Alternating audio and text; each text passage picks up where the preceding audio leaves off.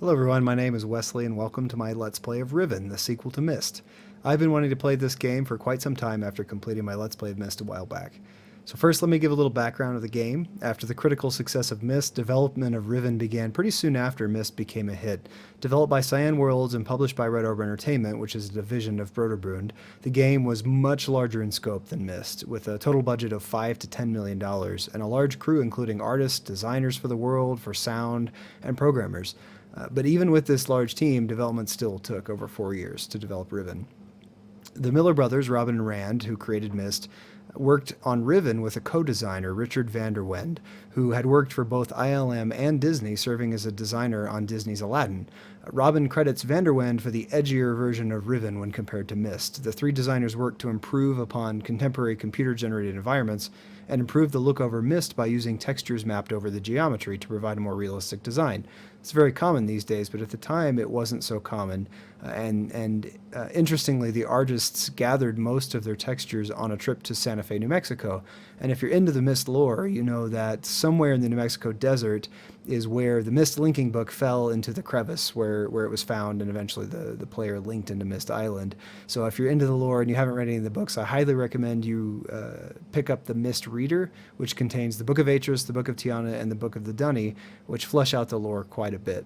Now, if you're a 3D geek, the terrains were mapped topographically, first in 2D using a grayscale image to represent the topography, and then that was converted into a terrain using soft image, mapping the color of the grayscale or the grayness of the grayscale into elevation. The rest of the 3D objects were modeled with NURBS curves, which is pretty standard 3D modeling, but due to the detail at the time, rendering took so long that the release of the game was actually delayed by nearly a year, which caused a pretty sharp drop in Broderbund's stock price. So even though they had pretty powerful workstations, they modeled so many things and so many additional 3D models that it had to render that it took a very long time to do so. At the same time, they also used video much more frequently than in Myst, and we'll see that as we start playing, how that influences the gameplay and the immersion as compared to the original Myst. So there's a little bit more character interaction. The characters interact a little bit more with their environments, which is kind of interesting to see how they did that with a point and click, where you may stand in the same position for as long as you want. So as with Myst, Robin Miller composed Riven's soundtrack, but this was the first time that the soundtrack would be released by a label, and Virgin Records bought the rights to release it. So Robin was understandably a bit worried where thematic music might make a great repeating piece of music where you're sitting in the same environment. It may not be so exciting to listen to on a CD when you're sitting by yourself. So altogether, I think it's a really good package. The graphics are great, especially for the time, and the music keeps you connected to it kind of emotionally, and I'm already getting a little bit nostalgic for the kind of the look and the feel of it. You know, when Riven came out, I was 10 years old. I never owned the game personally until I recently purchased it on Steam to play it again. Instead, I played it late at night with my uncle. So I used to visit him, and after the rest of the house had gone to bed, my cousins and my sister, it took us over a year to beat it in this fashion, just playing it at night, occasionally, maybe a couple times a year. But I'll always remember the whirring of the CD drive and the kind of dim glint of the CRT monitor that we played on. Now we kind of take it for granted that we have LCD screens and everything's solid state and you don't hear the drive whirring and everything loads instantly. But it wasn't that way at the time, but it was kind of part of the experience. The game originally shipped as 5 discs, so that sound of the drive ejecting whenever you got to a certain environment and ejected the drive to ask for another disc meant you had discovered something new and exciting. So I always kind of had that surprise jump when I heard the disc drive eject, and that kind of rush of excitement that you knew you'd discovered something new. So I don't think the Steam version will replicate that feeling, but that's all right. So just turn the lights off and the volume up and sit in a quiet dark room and you'll get the right effect. So also, very important, it's customary to have some sort of fruit or snack with you, healthy snack with you. The official recommended snack of Riven is the Pluot, which is a combination of a plum and an apricot, which provides much needed energy for traversing the various locations and solving puzzles. There's a story behind that, why it's the Pluot, but any fruit is acceptable that will give you some brain power for solving puzzles. So before continuing with this Let's Play, you may want to check out my Myst playthrough, as Riven is a direct sequel to Myst and follows the events pretty closely, but without further ado, let's get right into it. You may wonder why I'm wearing these goggles, as it's already dark. The answer to that is that the Dunny are very sensitive to light. Who are the Dunny, you may ask? Well, let's get started and find out. All right, and here's the menu. We're greeted with this very interesting symbol. Looks like some sort of kanji or Chinese character, kind of Asian influence. It's very interesting, I think. So let's start a new game.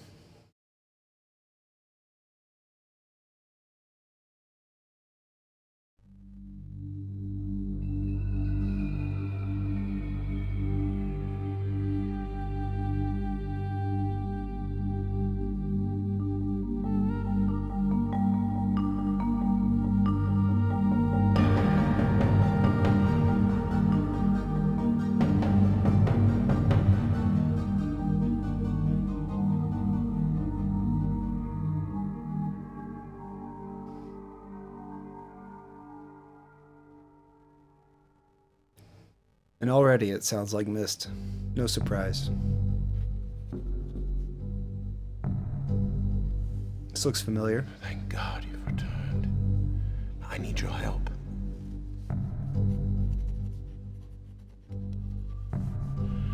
There's a great deal of history that you should know. But I'm afraid that I must continue my writing. Here. Most of what you'll need to know is in there. Keep it well hidden. Small journal, perhaps? For reasons you'll discover, I can't send you to Riven with a way out. But I can give you this. It appears to be a linking book back here to Dunny. But he's not sure.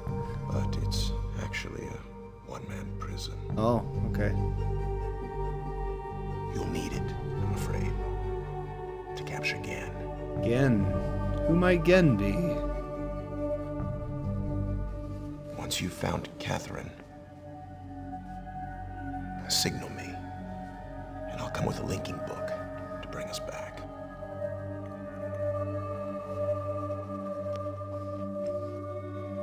Catherine being his wife.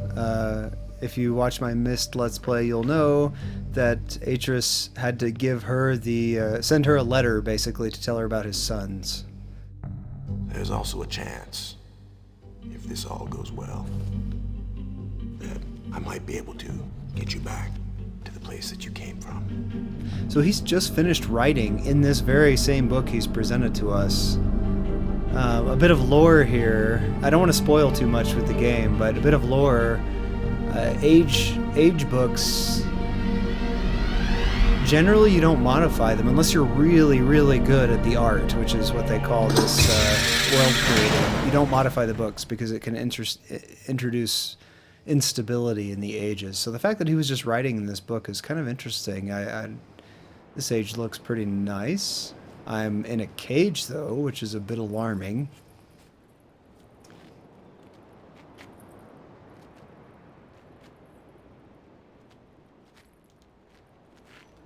This guy looks really confused. Hello.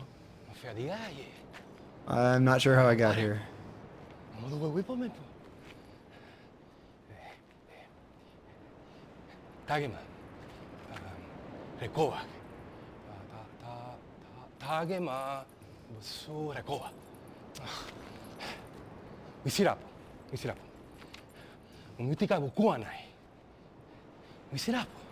Obviously, we don't speak the same language. Bokuane, what does that mean? Chill out. Bokuane. What's Bokuane? Oh, he's stolen my book. Joke's on you, that's a prison book.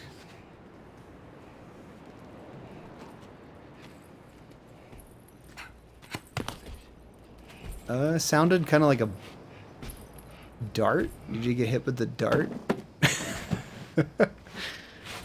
Whoops. Well, this is a nice introduction to this place. It's already a lot more lively than Myst ever was. Toodaloo, buddy. With your weird kind of like half 1800s war getup uniform. I wonder what language he was speaking.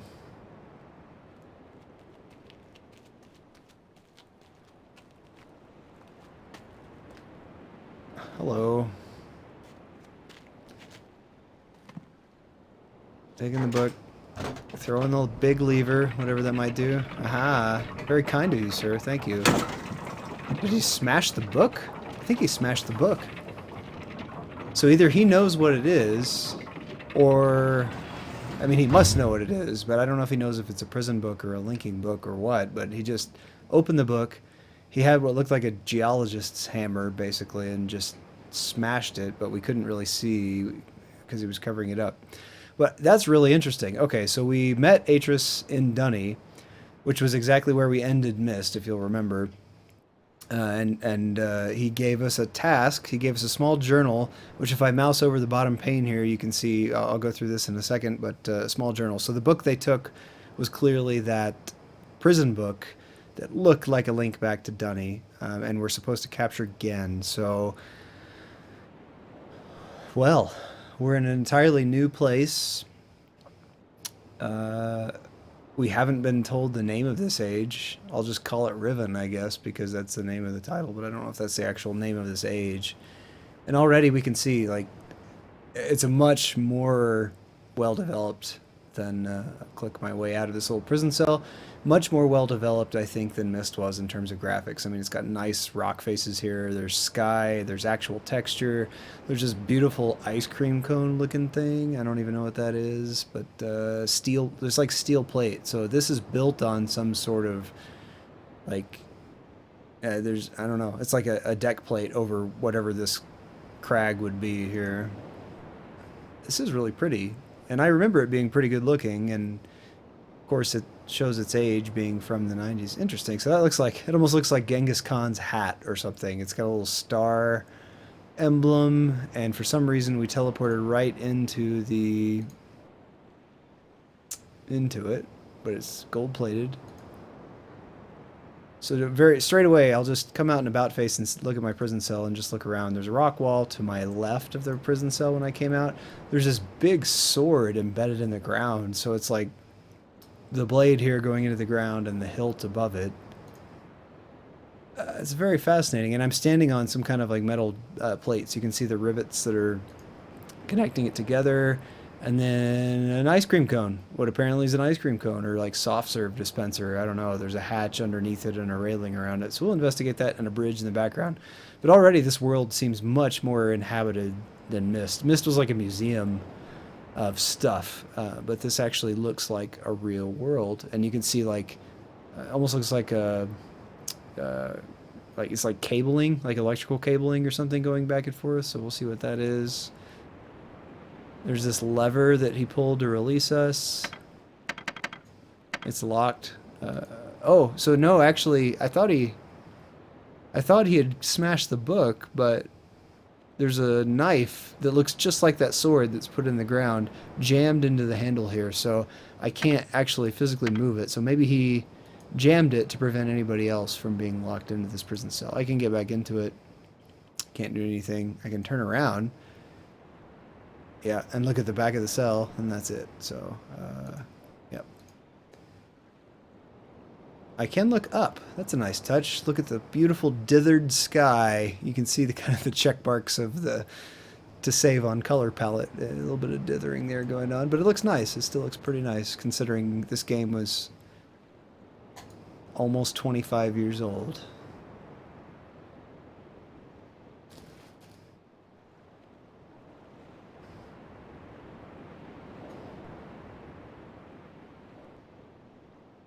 So I think, despite this looking like Genghis Khan's hat, I think I'll call it Goldilocks, just because, you know, it's gold. I was locked up in it. Kind of a bad pun, but that's all right. And I think, you know, just while I'm here, I'll just take a couple of notes, just because, just like I did in Myst, I've got a notebook here. I want to write some things down, and though I don't think that I will glean anything particularly interesting from this, just for the sake of kicking this off with a nice bit of note-taking, I'm going to do a little scribbling on what I just saw.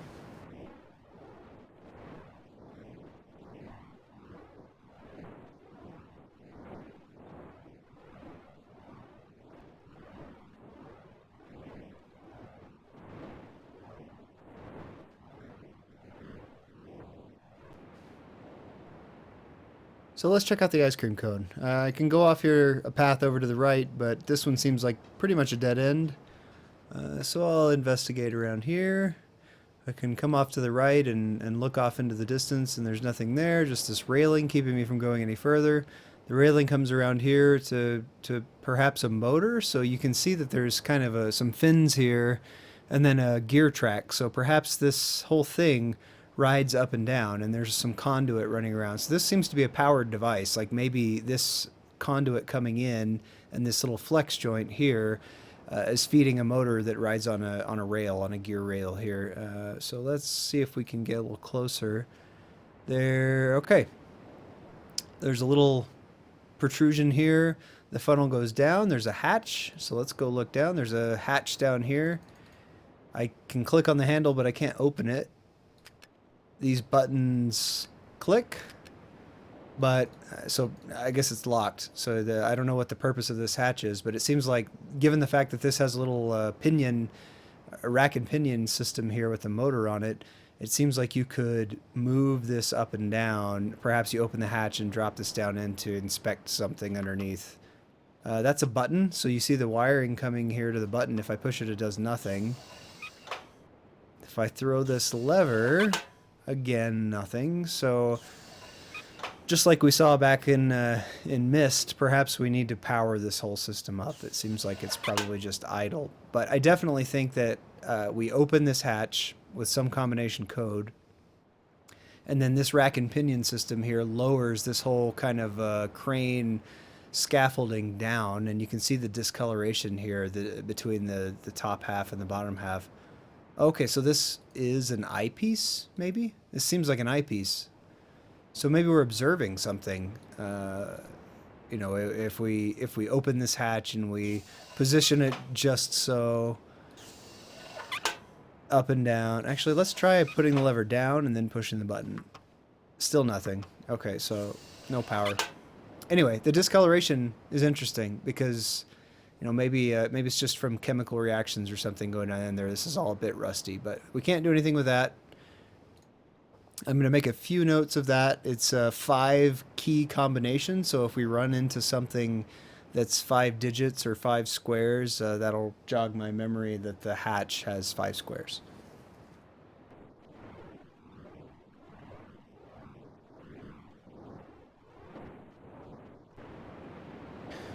Okay, so I've got my hatch. It's a viewing device. It's on a rack and pinion that's unpowered, and it's locked with a combo, so there's nothing I can do with it right now. So let's continue on.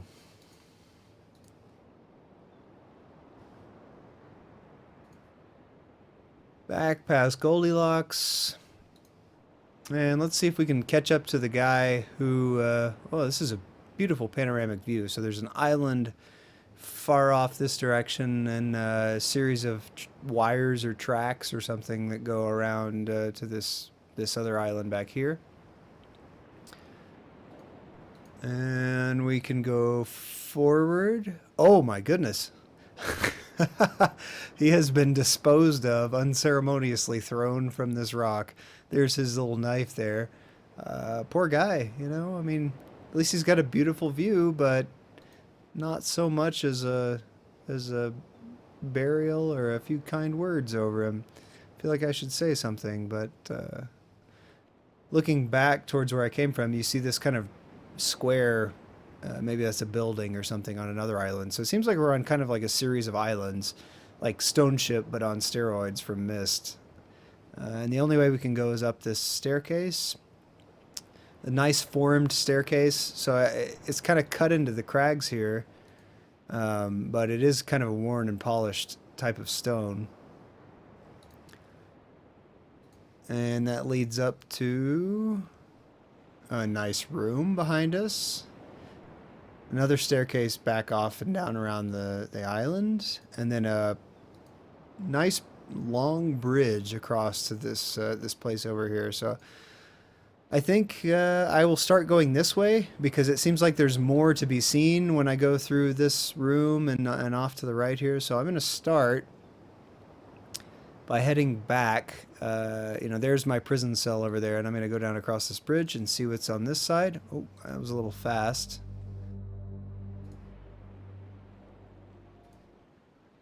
So yeah, definitely islands. It's a series of islands all connected together with this I'm starting to think this is a track, just because it's the only way to get from place to place, although they could have boats. I don't see any.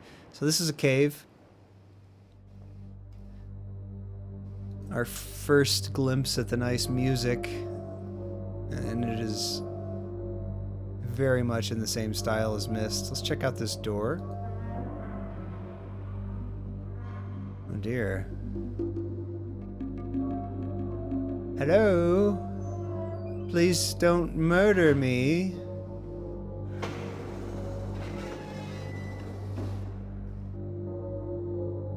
Okay, so a big chair with a cage around it. Interestingly, so this five-pointed star, every star I've seen has been a five-pointed star. If you remember going back to the journal, on the top of the Genghis Khan's hat, there was a little emblem. That was a five-pointed star.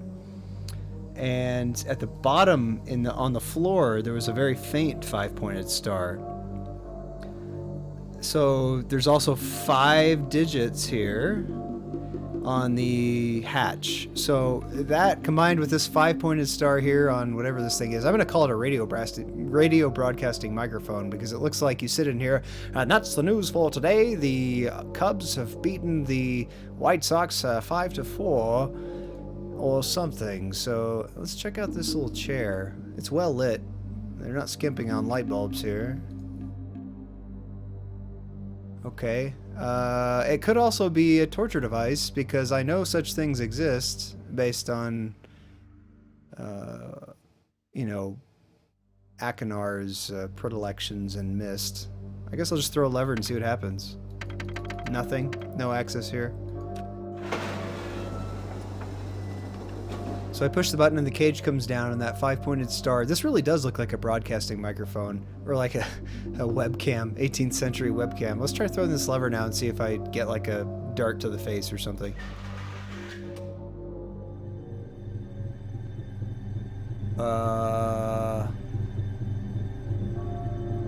Hello? Hello?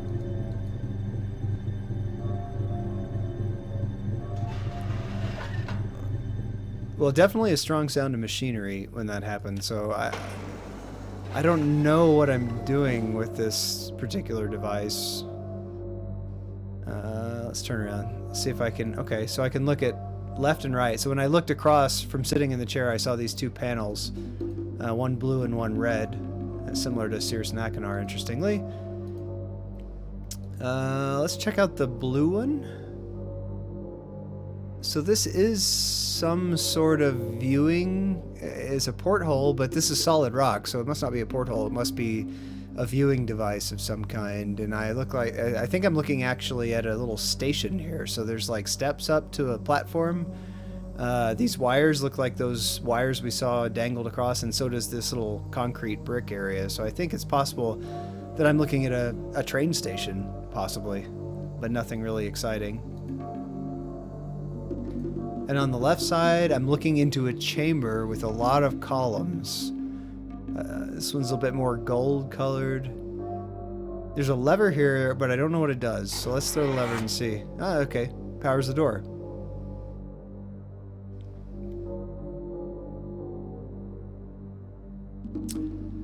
So I don't know where that door leads. I'm going to close it again, knowing that I'll probably come up against a closed door at some point and then have to backtrack. But I've always, in general, I like to leave things the way I found them in Myst, because then when they have a purpose, I like to come back and figure out what that purpose is.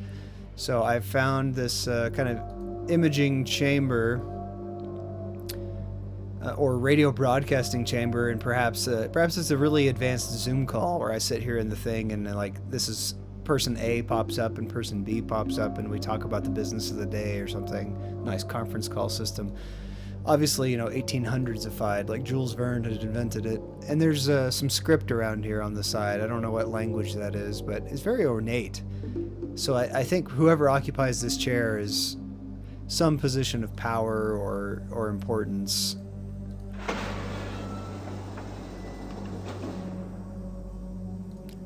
So okay, as soon as I left, the chair descended once again. And nobody out here to murder me? No? Good. Okay.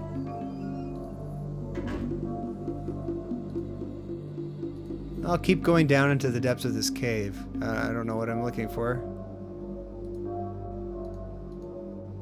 So all I can do is turn around. There's nothing to look at. And a big submarine-style door with a heavy latch. That's a very thick door. I wonder what's on the other side here, if it's something worth keeping in with the door. Oh, interesting. This is... so the columns here look just like what I was observing in that room before. So this cage was my vantage point to look at this door, perhaps a bit higher, so I think maybe the camera is up here somewhere. But again, the 5-pointed star with the symbol that at the beginning of the game, that kind of boxy symbol that we had in here with the 5-pointed star and the pentagram surrounding it on the outside, or pentagon, I'm sorry. So some sort of significance of this number 5, definitely. And let's click around. So this is a 5-pointed star atop some sort of creature. So you see scales, you see horns and an eye. So this is an effigy of some sort of a creature and what looks like an offering. So perhaps this, you know, when there's some strong symbolism like this 5-pointed strong symbolism, that tends to go with mysticism or religion or worship or something, and it seems like they've made an offering of this food. There's a wine bottle here to this narwhal. It's not really a narwhal, but we'll call it a narwhal. So one flanking either side of this, you know, maybe altar or cage or something. Definitely seeming to be symbolic of some kind of religion. And can I look up? No, can't look up. I'll only go forward. It does look like a cage, though. There's no denying that looks like a cage. Similar offering over here. Yeah, okay. So I should have left that door open if I want access here.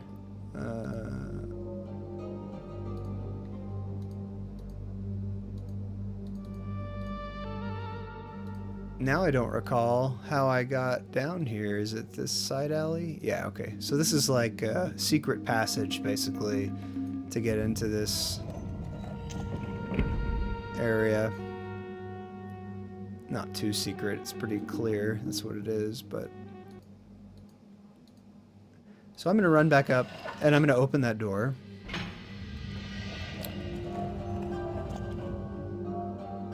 I'm really digging this music. It's got kind of a... Still got the church bell vibe that was present in Myst, but with the bit of a zither or something in the background. It's nice.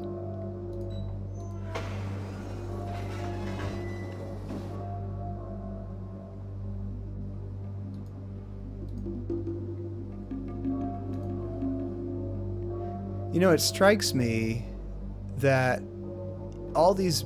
You know, working all this stuff remotely, you know, somebody sits here in this chair and opens the door and allows the people to come inside. I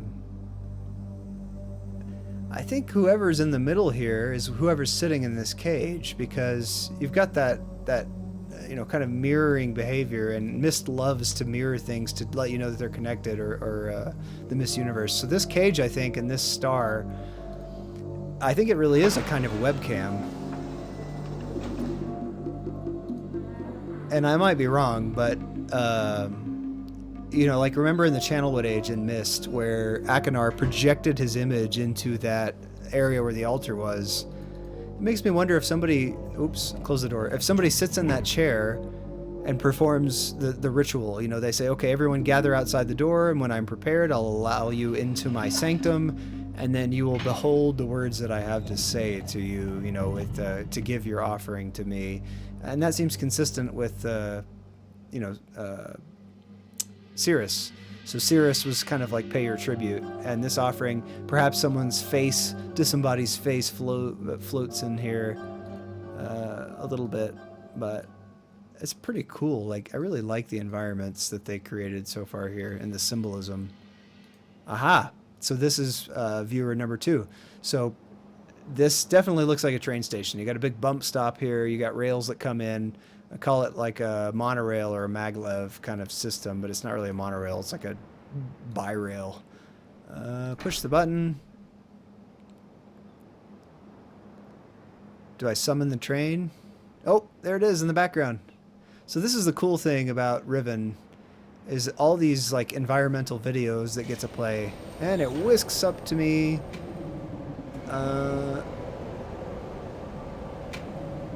Nice.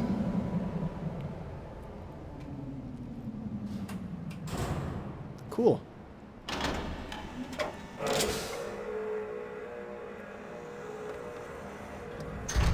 And that's definitely a sound effect for Myst that I've heard before. It's a bit anachronistic. So, you know, given this time period, you know, early 1800s kind of is the, judging by Myst, is when all this kind of takes place. Like, this is really advanced technology. So I've just summoned this maglev. Let's run back real quick. Let's check out the viewer. I just want to see if anything's changed. Hopefully it'll show the train. I expect it will.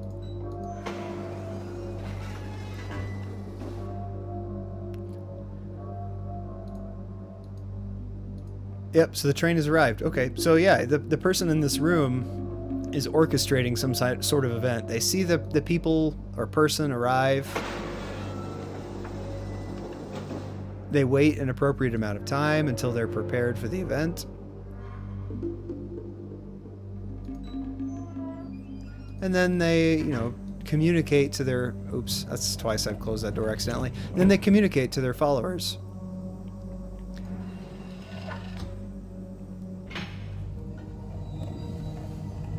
All without having to interact with them. So they've sealed themselves away in this secret passage. The people come up, you communicate with them, they never see you, so you can kind of keep this aura of mythos around you as you participate in this event. But they've already been whisked over here on this magical conveyance. Looks kind of like a teapot. So I've got a handle and another handle. If I click the large ball that looks like the steering wheel, it rotates me around.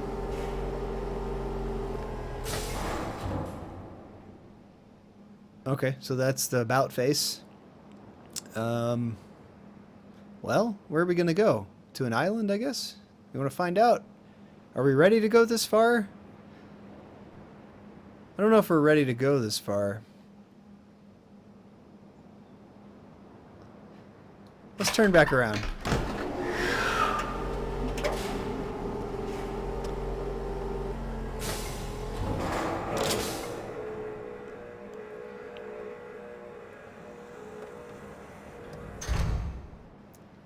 Okay, so the reason I didn't want to go yet is because, remember, we just, like, this is the first place we've gone. So I think I want to do a bit of mapping, which is a little boring, but I want to make sure that we understand where this is in relation to the... Ooh, I did not see that before, coming back. Look at this dome.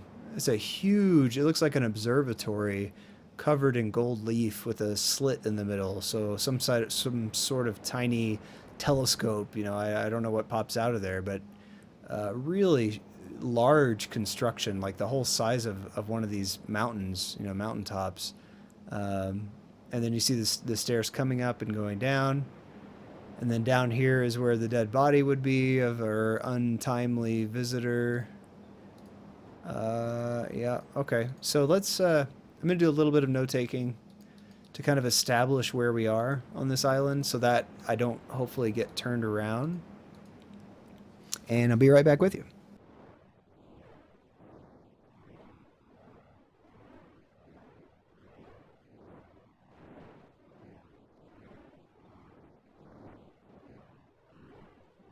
Okay, so we've started here. This is Goldilocks, that's our cell. Here's the little ice cream cone viewer up there. We went up these stairs. We came here to the middle. We looked into this gold room, but we didn't go that way yet. We came back across this bridge. Let me add here the big gold observatory. And then down south, we came down here to this cave, came down through. There's the broadcast room attached to that, the broadcast chair.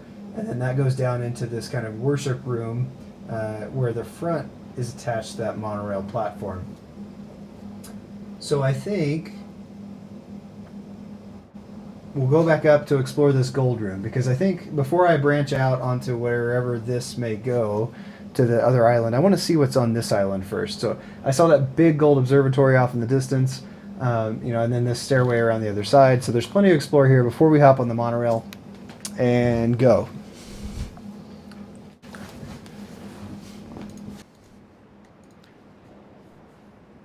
So let's go into this little room. So again, the 5-pointed star on the ground. There's a button here. I won't push the button yet. So a pentagonal room. There are 2 doorways.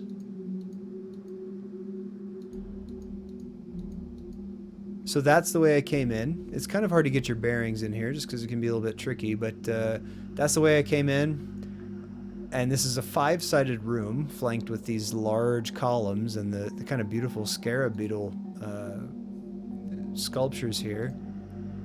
There's some sort of script. I would imagine this is Dunny, but I don't speak Dunny. Okay, so one to the left of the entry. The exit is one face away from the entrance. So if you're coming in, you would have an exit that's one face away. And then the rest of it is just entrance, text, exit, more text, entrance. Okay, so 2 sides are entrance and exit. 3 sides are this text that goes on. And I think that might be relevant. I'll probably draw a little map of this room just to keep a track of it. But let's see what these little beetles do. Seems like there's a little pull ring here on the bottom. Oh, interesting. Oh, this is cool. This is like stained glass kind of iconography. You see the night sky here with the moon and the stars and maybe worshippers here. And then, a plant or something growing into the sun. The sun, of course, with 5 offshooting tendrils here. And a bull or some kind of game creature. Leaves and plants. You see fish. You see insects, reptiles. So this is sort of all manner of creation here. You have plants, reptiles, fish, land animals, the heavens and the sun and the moon, all stemming from the point of this pen. So definitely a form of worship or a form of elevation. Kind of with the halo, the saint's halo here above this writer, who's from the stroke of his pen is creating all of these things. So I think this is pretty cool. It's a reference back to the art of creating things by writing them down in books and inventing universes. And I'm sure this is rife with symbolism in the game that I don't understand yet. There's 3 bands, 3 fingers, 3 bands here on his arm.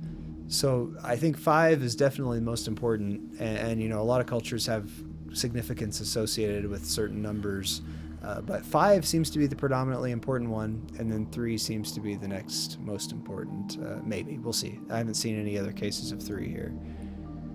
Very neat. And I'm sure this is like stations here where you get your dose of important knowledge. And then you can view these beautiful creations. Again, 5-pointed sun. You've got the moon here in a crescent phase. And then the creator with the book behind him. So obviously elevating him to the status of some kind of god or religious leader here, with everyone reaching out to him. Little huts, so elevated huts. It seems like these are their dwellings. They live on stilts with ladders here. And then a gorge here, so probably the rocks we're on now here with the water coming through the middle of it, but very interesting. This already has so much more in terms of the mythos of the art, and that was the cool part about Myst to me, was the creation of these worlds and what happens when you are capable of creating a world out of whole cloth. Oh, this might look familiar to you. So you have the writer, the creator, the star in one hand. I'm not sure what this represents. It's some sort of, fire obviously here, and then water. So all kinds of, despair basically. But the ground here, the rock is broken, the water is broken, and the person is falling down with the book. So this may be the story of Atris. Atris was cast out maybe, and fell down in with the Myst linking book into the fissure. So perhaps this was the origin story, as depicted by these citizens of Atris being cast out. So that means Atris in some way is connected to this person, whoever this person is. It has displeased him in some way, if it is Atris.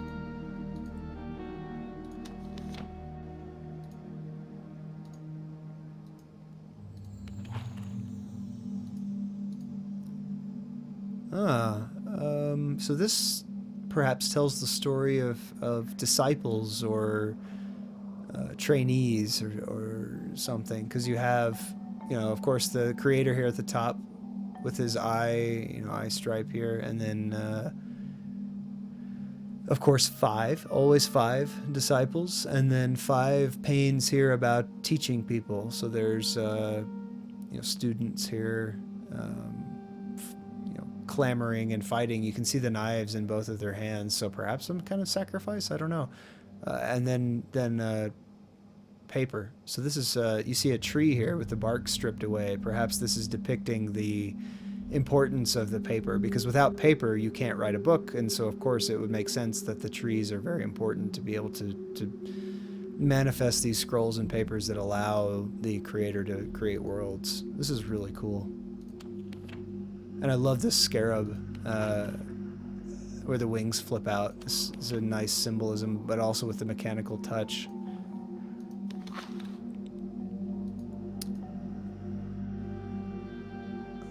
So this is depicting the paper making process. You have here the big jawed machine with the boiler underneath. You can see the log being fed in, and it's shredded into chips, and then becomes this paper. And you see here that many trees have been sacrificed to have lost their lives, or they're perhaps mourning the loss, or even just worshiping the paper. But the trees have been sacrificed and burned or converted into paper. And you see this big boiler here that is probably a part of the paper making process as well. So every aspect of world creation, from the cutting of trees, the making of the book, and then of course the using of the book to generate these worlds, is being glorified here with everything in numbers of 5. 1, 2, 3, 4, 5, 6, 7, 8, 9, 10. Of course, 10 trees. And then 3 trees here, so 3 maybe being less important.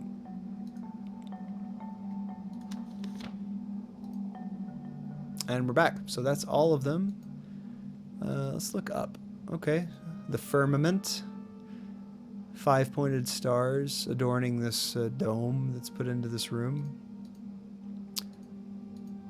And coming to this door, nothing I can do. So it's caged off. There's a bridge leading to the gold dome on the other side, so there's no access here. So that leaves one question. What does the button do?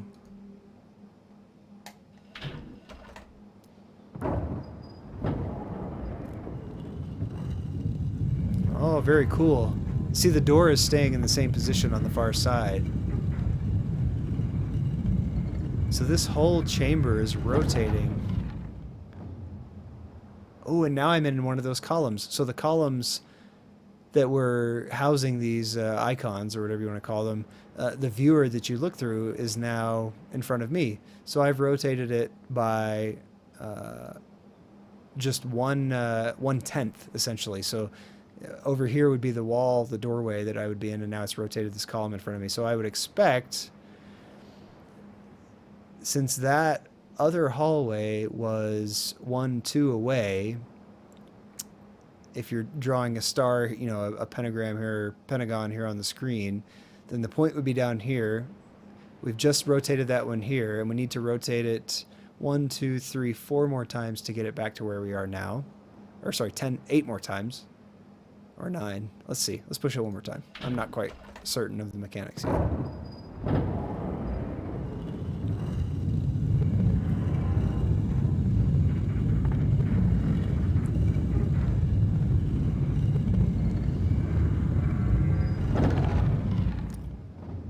Okay, so there's no doorway in between those columns, so it did not present me with those columns.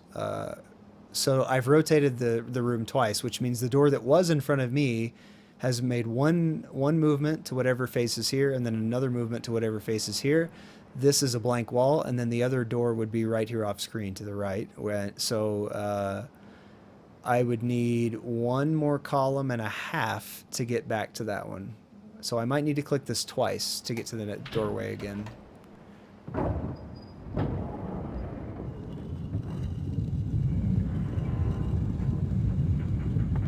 Yes, the blank wall passing in front of me.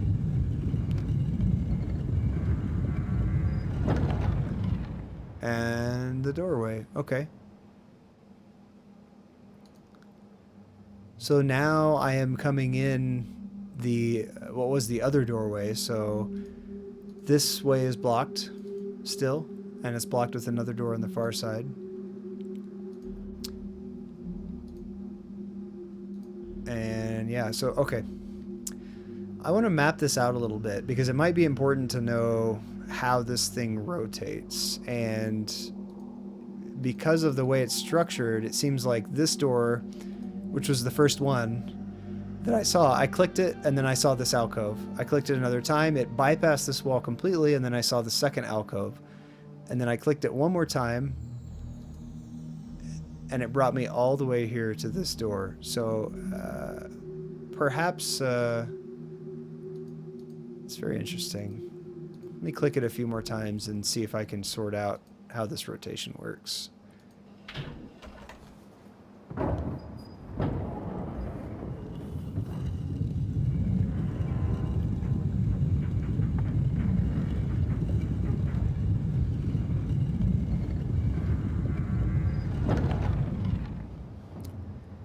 So an alcove here.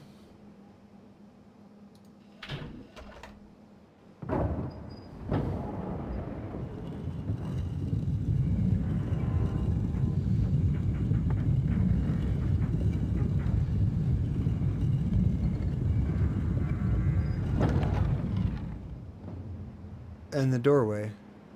Very interesting. So it seems like when I peep through, it seems like I should be peeping through one of these scarabs, but they're closed. So I can't be peeping through the scarab. I have to be peeping through the wall, even though it looks like a cutaway into... Yeah, okay. So it is a cutaway here in the middle, and I'm looking through some sort of tiny hole here and not through these covered lenses because I had the doorway, I clicked twice, and then I was able to bring it around to me. So again, all in 5s, it seems. Let me draw this out, and I think that might be a good pausing point after I do that.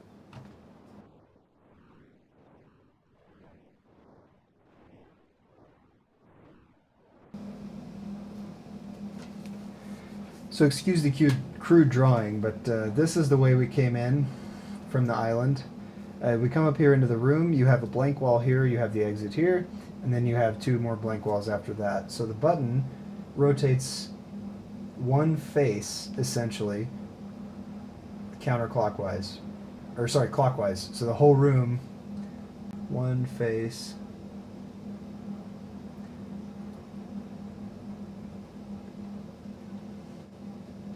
Clockwise. So every time I push the button, this whole thing phases around. These doors change, and I was able to peep through and see that there was another, a few exits and entrances here. I'm going to map those out real quick to see which ones go are open that I can see, because I'm pretty sure there's one right here as well.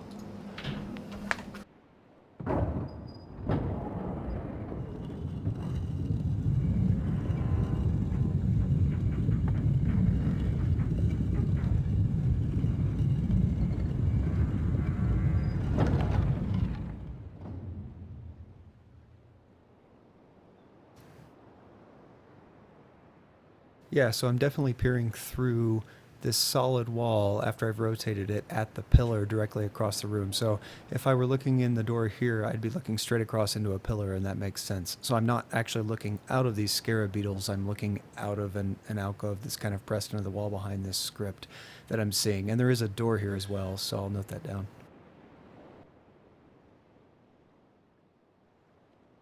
So I don't have any other vantage point.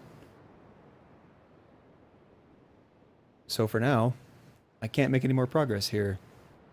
And I think this is a wonderful place to pause and say thank you very much for watching. This is my first episode doing a Let's Play of Riven, the sequel to Myst. So far, it's looking great. Everything's fun. So tune in next time, and we'll keep exploring this island. Thank you so much for watching. Have a good night.